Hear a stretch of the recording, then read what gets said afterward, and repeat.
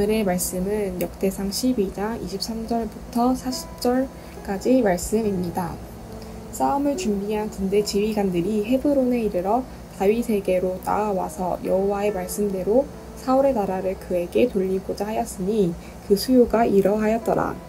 유다 자손 중에서 방패와 창을 들고 싸움을 준비한 자가 6,800명이요 시므온 자손 중에서 싸움하는 큰 용사가 7,100명이요 레위 자손 중에서 4,600명이요 아론의 집 우두머리 여호야다와 그와 함께 있는 자가 3,700명이요 또 젊은 용사 사독과 그의 가문의 지휘관이 22명이요 베냐민 자손 곧 사울의 동족은 아직도 태반이나 사울의 집을 따르나 그 중에서 나온 자가 3,000명이요 에브라임 자손 중에서 가족으로서 유명한 큰 용사가 28,000명이요 므낫세 반 지파 중에 이름이 기록된 자로서 와서 다윗을 세워 왕으로 삼으려 하는 자가 48,000명이요 이사갈 자손 중에서 시세를 알고 이스라엘이 마땅히 행할 것을 아는 우두머리가 200명이니 그들은 그 모든 형제를 통솔하는 자이며 스불론 중에서 모든 무기를 가지고 전열을 갖추고 두 마음을 품지 아니하고 능히 진영에 나아가서 싸움을 잘하는 자가 50,000명이요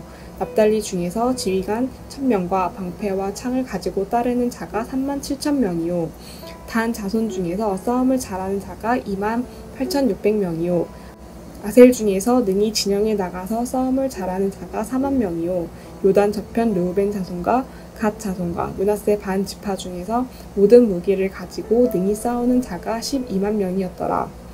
이 모든 군사가 전열을 갖추고 다 성심으로 헤브론에 이르러 다윗을 온 이스라엘 왕으로 삼고자 하고 또 이스라엘의 남은 자도 다 한 마음으로 다윗을 왕으로 삼고자 하여 무리가 거기서 다윗과 함께 사흘을 지내며 먹고 마셨으니 이는 그들의 형제가 이미 식물을 준비하였으며 또 그들의 근처에 있는 자로부터 이사갈과 스불론과 납달리까지도 나귀와 낙타와 노새와 소에다 음식을 많이 실어왔으니 곧 밀가루 과자와 무화과 과자와 건포도와 포도주와 기름이요 소와 양도 많이 가져왔으니 이는 이스라엘 가운데 기쁨이 있음이었더라. 아멘.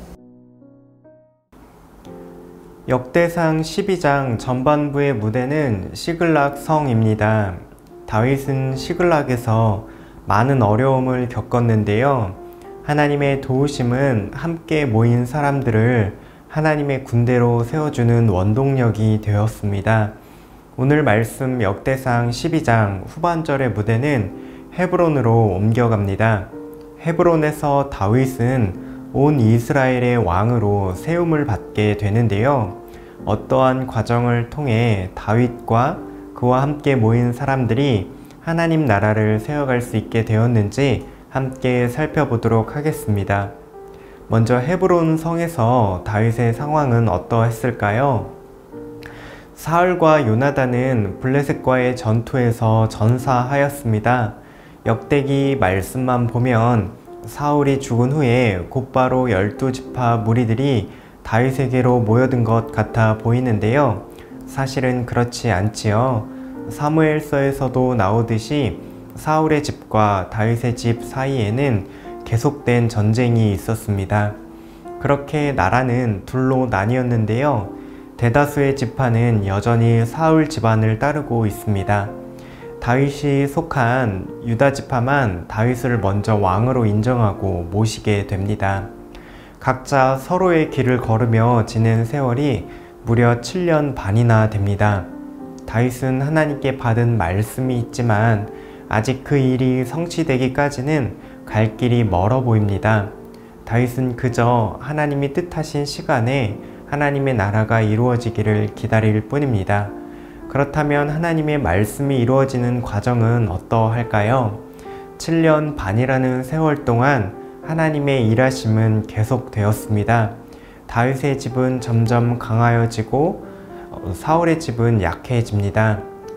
점차 온 이스라엘은 하나님의 뜻하심이 어디를 향해 가는지 바라보게 됩니다. 오늘 말씀 23절을 보면 싸움을 준비한 군대의 지휘관들이 헤브론에 이르러 다윗에게 나와서 여호와의 말씀대로 사울의 나라를 그에게 돌리고자 하였으니 라고 합니다. 마침내 하나님의 군대는 하나가 되었습니다. 다른 무엇도 아닌 하나님의 말씀을 통해 보여주신 그 나라에 동참하고자 일어났습니다. 하나님이 그분의 백성들에게 진정으로 주시고 싶었던 바로 하나님 나라를 위해서 하나님의 군대로 일어서게 되었습니다. 하나님은 말씀을 주시고 역사를 주관하시며 계속해서 일하고 계십니다. 그리고 하나님의 백성은 이 하나님의 일하심에 동참하게 됩니다. 이렇게 하나님의 일하심 앞에 온 이스라엘이 동참한 결과가 무엇일까요? 다윗과 함께 사흘을 지내며 먹고 마셨다라고 말을 하고 있습니다. 또한 이스라엘 가운데 모든 공동체 가운데 기쁨이 있었습니다.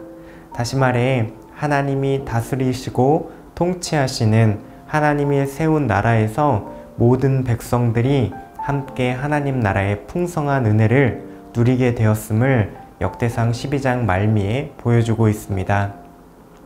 이처럼 하나님의 군대, 하나님의 백성들이 함께 일어나 꿈꾸었던 세상은 하나님이 다스리시는 하나님 나라였습니다.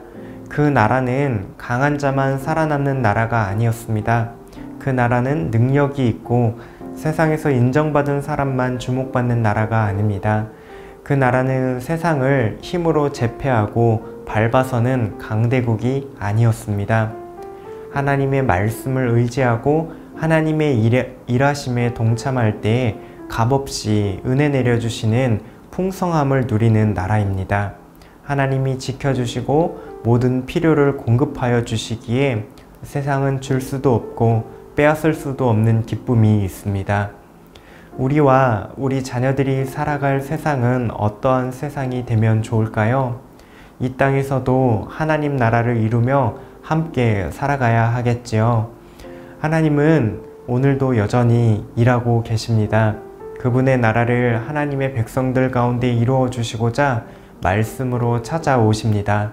신약 성경에서 바울은 이렇게 말합니다. 우리의 싸움은 혈과 육을 상대하는 것이 아니라고 말이죠. 우리에게는 하나님 나라를 위해서 여전히 싸워야 할 것들이 있습니다. 하나님 나라를 누리지 못하도록 세상은 끊임없이 방해합니다.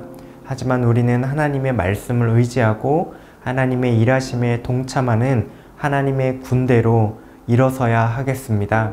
때로 우리 눈에는 보이지 않더라도 우리 앞서서 일하시는 하나님이 늘 함께 계십니다. 온 이스라엘이 하나님의 말씀을 따라서 하나님 나라를 세우기 위해 군대로 일어난 것처럼 하나님 나라를 위해 선한 싸움을 싸우는 하나님의 군대로 하루를 살아가는 모든 청년가족 되시기를 바랍니다. 함께 기도하시겠습니다. 하나님께서 말씀을 통해 보여주시는 하나님 나라를 우리도 꿈꾸며 살아가게 하옵소서. 하나님의 일하심에 동참하며 선한 싸움 싸우는 하나님의 군대로 일어서게 하옵소서.